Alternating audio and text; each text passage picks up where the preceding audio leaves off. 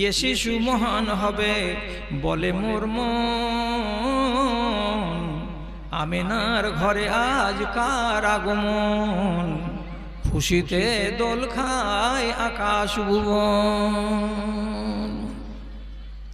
লাত ও মানাত আজ গড়াগড়ি যায়, লাত ও মানাত আজ গড়াগড়ি যায়, হবলকে দেওয়ালে যাব রে কোথায়। উঠেছে দিনের রবি ছুটে যে কিরণ, আমেনার ঘরে আজ কার আগমন, খুশিতে দোল খায় আকাশ ভুবন। ইনি যে নবী আগামী দিনের, তার লক্ষণ আব্দুল মুত্তালিব বুঝে নিয়েছিলেন, তার লক্ষণ নবীজির মা বুঝে নিয়েছিলেন। এবং নবীজি স্বীকার করছেন সহিহ হাদিসে, আমি হলাম আমার মায়ের স্বপ্ন, আমি হলাম নবী ঈসা আলাইহিস সালাতু ওয়াস সালামের শুভ সংবাদ, আমি হলাম আখেরি নবী। আমার মা যেটা স্বপ্নে দেখেছিলেন আর যা উনি বলে গেছেন সেটা কথা সত্য, আমি আলো দেব দুনিয়ার লোককে। ঠিকই তো আমার মা বলে গেছেন এই কথাটা, যে আমি আলোর দ্বারাই দেখতে পেয়েছি সিরিয়ার বিল্ডিংকে। তাহলে এই দাদা আব্দুল মুত্তালিব ছোট্ট বাচ্চাটাকে নিয়ে ডাকলেন, আর ডাকার পরে এমনি করে উপর দিকে উঠিয়ে ধরলেন, আর ধরার পরে আল্লাহ রাব্বুল আলামিনকে ফরিয়াদ করে বলছেন, পরওয়ারদিগার, এই মাসুম ছেলেকে আমি ওয়াস্তা দিয়ে বলছি তুমি আমাকে পানি দাও। ইতিহাস বলছে কাবার গিলাফে নবী মুহাম্মাদের দেহটাকে বারবার করে লাগিয়ে দিচ্ছেন, কাবার সেহানে বারবার করে নবী মুহাম্মাদের পাগুলোকে হাতগুলোকে লাগিয়ে দিচ্ছেন। দেওয়ার পরে এমনি করে আস্তে আস্তে করে ঘষে ঘষে দিচ্ছেন, আস্তে আস্তে করে মুলে মুলে দিচ্ছেন, আর দেওয়ার পরে রব্বুল আলামিনকে বলছেন আল্লাহ পানি দাও। এমন পানি নামলো, এমন পানি নামলো, ইতিহাস বলছে মক্কার মাটিতে তার আগে এত ঘন বর্ষা জীবনে কোনোদিন আমরা দেখিনি, এত বৃষ্টি নাজিল হলো সেই দিন। আবু তালেব নিজে কবিতা লিখছে কার সম্পর্কে? এই নবী সম্পর্কে। তার কবিতা এখনো বুখারী শরীফের ভেতরে উল্লেখ আছে, আবিয়াজুন ইউস্তাসকাল গামামু বিওয়াজহিহি সামালুল ইয়াতামা ইসমাতুল আরামিলি। সুন্দর আলোর মতো চেহারা কার? তো নবী মুহাম্মাদের। ইউস্তাসকাল গামামু, যাকে দেখিয়ে, যার নাম দিয়ে, যার দোহাই দিয়ে, যার ওয়াসিলা দিয়ে আল্লাহর কাছে পানি চাওয়া হয়, যেই লোকটা সমস্ত ইয়াতীমদের হলো সাহারা, যেই লোকটা মক্কার যতগুলো বেওয়া এবং বিধবা মেয়ে তাদের হলো সাহারা। কবিতা বাঁধছে কে? এই চাচা আব্দুল মুত্তালিব, এই চাচা আবু তালেব। আমি বলতে চাইছি এটা তো 6 বছর বয়সের ঘটনা। এই ঘটনার পর যখন 40 বছর বয়স হচ্ছে নবীজির, তখন তো তিনি নবী হলেন। 7 দিনের ভেতরে 9 জন লোক মুসলমান হলো, সবটি কাঙ্গাল গরিব ফকির। একটা আবু বকর সিদ্দিক বংশওয়ালা, এই একটা তাবড় লোক যাকে কেউ মারতে পারবে না। আর মহিলাদের ভেতরে মা খাদিজা রাদিয়াল্লাহু তাআলা আনহা, যেটা হলো বড় বংশের বৌমা, তার দিকে কেউ আঙুল তুলতে পারবে না, এটা হলো আব্দুল মুত্তালিবের বংশের বউ। বাকিগুলো সব দরিদ্র অনাথ অসহায় লোক। সবই হলো, সবাই ঈমান আনলো। তখন আবু তালেবের চোখ ফুটলো না। কেন ফুটছে না? উমরের মতো বড় দুশমন কেউ ছিল? কেউ ছিল না।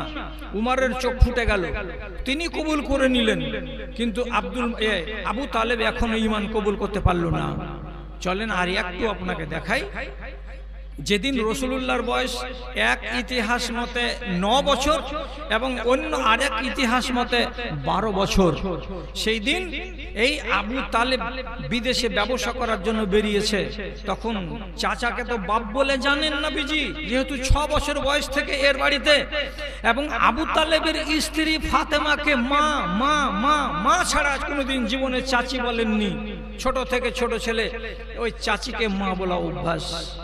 তো বলছে আমিও যাব আপনার সাথে ব্যবসায়ী। চাচা আবু তালেব বলছে বেটা এত দূরের রাস্তা যেতে পারবে না, তুমি যেও না।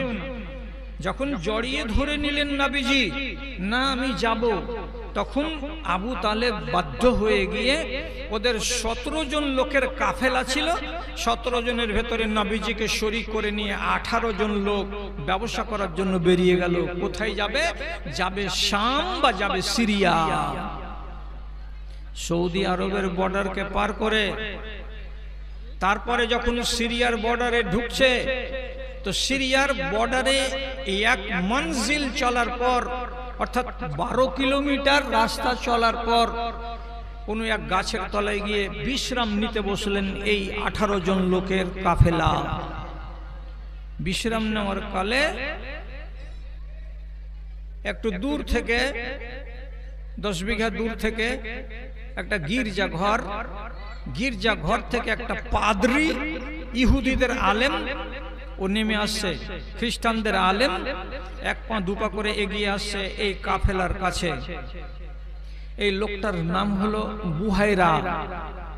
হাদিসটিকে ইমাম তিরমিজি সহি বলেছেন এবং আল্লামা আলবানী রাহিমাহুল্লাহ এটাকে তিনি ঠিক বলেছেন। এইখানে এসে একটা অধর্মের লোক 12 জন মক্কার লোককে ডেকে বলছেন, আপনারা আমার বাড়ি আজকে আমার গির্জাতে দুপুর বেলায় মেহমানি কবুল করেন, খানা খাবেন তো? আমি দাওয়াত দিচ্ছি আপনাদেরকে। তো বলছে হ্যাঁ, দাওয়াত দিতে গেলে খাবো। ইনারা বেলা 12টা 1টার সময় দাওয়াত খাওয়ার জন্য বুহাইরা পাদ্রীর গির্জাতে হাজির হলেন। 17 জন লোক গেলেন, একটা যে কম। পাদ্রী বলছে, হাল বাকিয়া ফিকুম আহাদুন, এ ভাই, আমি যখন দেখা করতে যাই তখন ওখানে 18 জন লোক আমি দেখেছি, এখন আপনারা দাওয়াত খেতে এসেছেন 17 জন লোক, একজন লোক কোথায় গেল? আবু তালেব জবাব দিয়ে বলছে, আমরা আরবের লোক, কাউরি বাড়ি যদি দাওয়াত খেতে যাই তো বালকদেরকে আমরা নিয়ে যাই না, ছোট ছেলেদেরকে আমরা নিয়ে যাই না।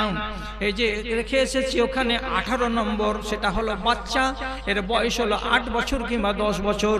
ছোট ছেলেকে মেহমান বানিয়ে কাউরি বাড়ি আমরা নিয়ে যাই না। তো বুহাইরা রাহেব বলছে, ওটা কথা আমি শুনবো না, আপনাদের সাথে ওই ছোট বাচ্চাকে এক জায়গাতে বসিয়ে খানা খাওয়াবো, আপনি ওই বাচ্চাকে নিয়ে আসেন, তাছাড়া হবে না কথা। বাচ্চাকে শেষ পর্যন্ত এখান থেকে ডেকে নিয়ে যেতে হলো। 10 বিঘা দূরে এই একটু সামান্য হেরফের করে নিয়ে গেল, এক জায়গাতে বসে খানা খাওয়া দাওয়া করা হলো।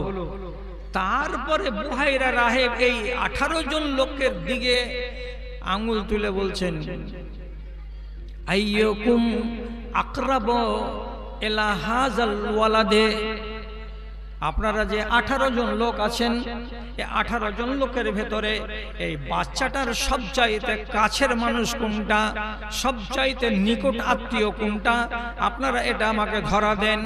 তখন আবু তালেব নিজের হাত তুলে বলছে, আমি হলাম তার কাছের লোক, এটা হলো আমার ভাতিজা, আমি হলাম তার আপন চাচা, এখানে আর কোনো রকমের ধোঁকাবাজি নাই, একেবারে রক্তের সম্পর্ক, একে আমি ছেলে বলে জানি এবং এই ছেলেটা আমাকে বাবা বলেই জানে।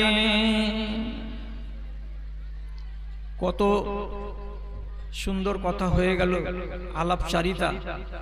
এবার এই সবটি লোককে রেখে দিয়ে বুহাইরা রাহেব নবীজির মতো এই যে 10 বছরের বালক, তার হাতখানা ধরে আর আবু তালেবের হাতখানা ধরে এখান থেকে উঠে বাইরের দিকে নিয়ে গেলেন। আর যাওয়ার পরে আবু তালেবের কাঁধের উপরে এমনি করে হাত রেখে দিয়ে বলছে, আপনাকে একটা ভালো পরামর্শ দিচ্ছি। ভালো পরামর্শটা কি? আপনি এই বাচ্চাটাকে নিয়ে আর এগোবেন না, সিরিয়ার দিকে যাবেন না। এই বাচ্চাটার অনেক দুশমন আছে, যদি দুশমনেরা জানতে পারে যে হ্যাঁ অমুকটা এই বাজারে এসেছে, আর ওরা যদি শুধু জেনে নেয় যে এই বালকটা এসেছে আমাদের শহরে, তাহলে বাচ্চাকে জিন্দা রাখবে না, ওরা কতল করে দেবে। আবু তালেব চোখকে ছানা বড়া করে দিয়ে বলছে, এটা কেমন কথা? আমার ভাতিজা কি অপরাধ করেছে যে লোকেরা তাকে মারবে? বুহাইরা রাহিব বলছে, এটা তোমার ভাতিজা হতে পারে, কিন্তু সারা দুনিয়ার মানুষের জন্য ইনি হলেন রাহমাতুল লিল আলামিন। এটা হলো আগামী দিনে এই নবী হবেন, এটাকে আল্লাহ তাআলা শেষ নবী করে দুনিয়াতে পাঠিয়েছেন। ছেলে আপনার হতে পারে, ভাতিজা আপনার হতে পারে, কিন্তু সারা জাহানের ইনি হলেন নবী। এর লক্ষণ বলছে তিনি নবী ছাড়া কিছু নন। আর আমাদের কিতাবে আমরা পড়েছি, আর যেগুলো লক্ষণ আমি দেখলাম, তাতে ছেলেটা যে নবী এটা কোনো সন্দেহ নাই। কি দেখেছো তুমি? হে, তোমার বাড়িতে ছেলে আমার মানুষ হয়নি, তো কি দেখলা তুমি? বুহাইরা রাহেব নিজে বলছে, আপনারা এই সিরিয়ার বর্ডারে কটার সময় পা ঢুকিয়েছেন, এসেছেন? মোটামুটি 10টার দিকে না? বলে হ্যাঁ। ওই বর্ডারকে পার করে এই বর্ডারে যে পা দিয়েছেন তখন কটা বেলা? 10টা থেকে 11টা বেলা। বলছে হ্যাঁ। তো বুহাইরার মতো রাহেব, অন্য ধর্মের জ্ঞানী মানুষ, উনি যে বলছে আমি একবার আমার গির্জা থেকে বের হলাম, ঠিক সেই টাইমে তো আমি দেখতে পাচ্ছি এই ময়দানের ভেতরে যতগুলো বড় বড় পাথর আছে আর যতগুলো সামনে আমার চোখে গাছ গাছড়াগুলো আছে, বাবুরের গাছ, আমের গাছ, খেজুরের গাছ, নারকেলের গাছ, যত রকমের গাছ আছে সমস্ত গাছগুলোকে আমি সেজদায় পড়ে যেতে দেখেছি। কটার সময়? সে 10টা 11টার সময়। আমি তাজ্জব বনে গেলাম, আল্লাহ রে, এই গাছগুলো আর পাথরগুলো কিসের জন্য সেজদায় পড়ে গেল? কারণটা কি? কারণটা কিছু খুঁজে পাচ্ছিলাম না। যখন এখানে কাছে এলাম আপনাদেরকে দাওয়াত দিতে, এই বালকের দিকে যখন তাকালাম তখন আমি বুঝে নিয়েছি এটাই হলো শেষ নবী রাহমাতুল লিল আলামিন। এরই আগমন ঘটেছে বলে সিরিয়ার গাছ গাছড়াগুলো তার সম্মানার্থে সেজদায় পড়েছে।